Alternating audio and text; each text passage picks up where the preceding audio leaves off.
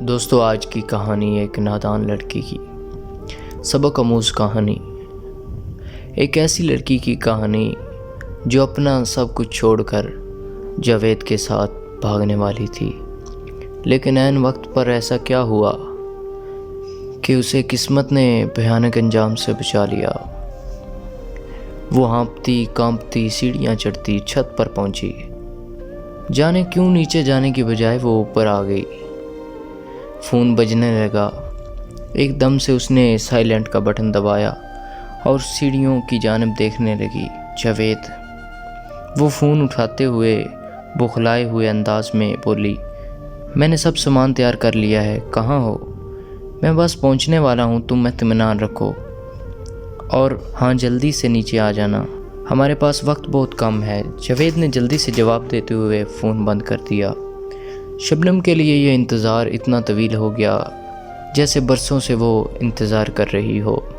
گھبراتے ہوئے وہ چھت کی دیوار کے پاس آئی اور یوں ہی نیچے جھانکنے لگی تھی، مگر یہ کیا، اس کا دل لمحے کے 1000ویں حصے میں جیسے رک سا گیا ہو۔ جاوید گلی کے نکر پر بائک پر اپنے 2 دوستوں کے ساتھ تھا اور اس کے دونوں دوست بائک سے اتر کر ایک سائیڈ پر ہو گئے اور جاوید کا رخ شبنم کے گھر کی جانب تھا۔ شبنم نے دوبارہ اپنا فون نکالا اور جاوید کا نمبر ملایا۔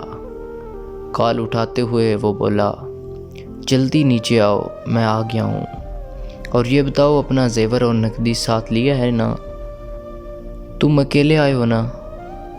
شبنم نے اس کے سوالوں کو نظر انداز کرتے ہوئے پوچھا۔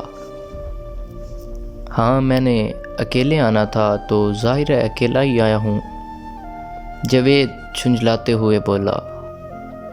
تم فوراً آؤ، وقت کم ہے۔ وہ گھڑی کی طرف دیکھتے ہوئے دوبارہ بولا، مگر شبنم پر تو جیسے سکتہ طاری ہو گیا۔ تم سچ کہہ رہے ہو نا، تم اکیلے ہی آئے ہو؟ شبنم کی سوئی وہیں اٹکی ہوئی تھی۔ جاوید پر جیسے شک گزرا، وہ فوراً نرم انداز اپناتے ہوئے بولا، کیا کوئی اپنی زندگی سے بھی جھوٹ بول سکتا ہے؟ میں تمہیں کس طرح یقین دلاؤں کہ میں تنہا ہوں؟ تم آؤ اور خود دیکھ لو، میں تنہا آیا ہوں۔ اب کی بار وہ کچھ زیادہ ہی تفصیل سے جواب دے گیا۔ دونوں طرف سکوت چھا گیا۔ شبنم کی آواز نے سکوت توڑا تو جیسے جاوید پر حیرتوں کا پہاڑ ٹوٹ پڑا۔ وہ کانپتی آواز میں بولی، چلے جاؤ اور اب دوبارہ کبھی میرے گھر کا رخ نہ کرنا۔ اگر تم یہاں آئے تو جان لو مجھ سے برا کوئی نہ ہوگا۔ اسے اپنی آواز کسی کھائی سے آتی محسوس ہوئی۔ کون سی دوست تھی میری ایسی جس نے مجھے تم سے ملنے سے نہ روکا ہو؟ مگر میں نے کسی کی نہ سنی، یہاں تک کہ اپنے ماں باپ کو دھوکہ دینے چلی تھی۔ ان کی آنکھوں میں دھول جھونک کر میں نے تمہیں اہم جانا، اور تم نے آج بتا دیا۔ مجھ سے بڑھ کر کوئی پاگل ہو ہی نہیں سکتی۔ بے ترتی سے وہ گال رگڑتی کال بند کرنے لگی کہ وہ بولا، تم اگر میری اصلیت جان ہی چکی ہو تو سیدھی طرح زیور اور نقدی مجھے دے دو، ورنہ میں تمہاری تصاویر سوشل میڈیا پر ڈال دوں گا۔ پھر تم کسی کو تو کیا اپنے گھر والوں کو منہ دکھانے کے قابل نہ رہو گی۔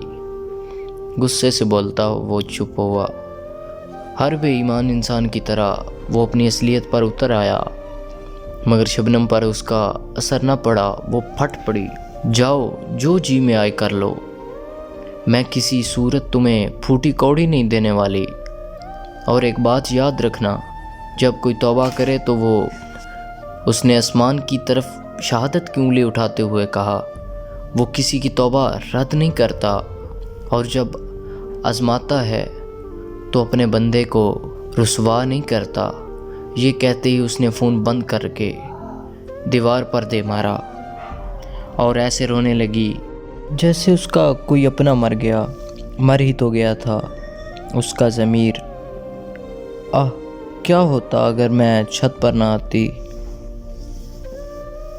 اور اس کے دوستوں کو نہ دیکھ لیتی، یقیناً میرا بھی ذکر ان لڑکیوں میں ہوتا جو اپنے والدین کی نافرمان ہوتی ہیں، در در ٹھوکریں کھانے والی، جنہیں پھر کبھی عزت نہیں ملتی، جو ماں باپ کی عزت کو ان کی دہلیز پر روند کر اپنی خواہشات کے پیچھے گھر سے نکلتی ہیں، پچھتاوے کے آنسو بہاتی ہیں۔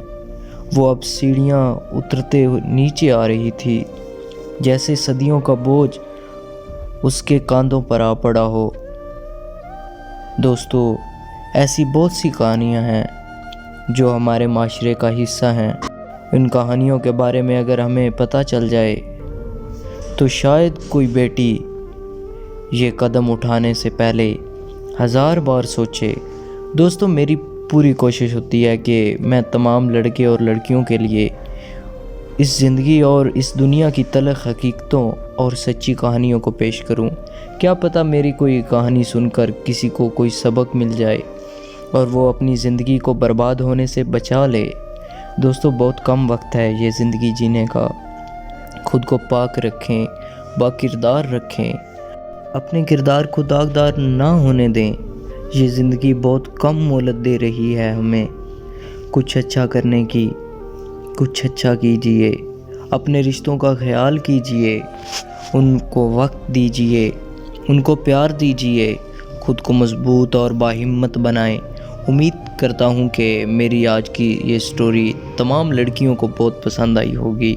اپنی رائے کا اظہار کمنٹ باکس میں ضرور کیجئے گا۔ ملتے ہیں ایک نئی کہانی کے ساتھ۔ مجھے اپنی دعاؤں میں یاد رکھیں۔ اللہ نگہبان۔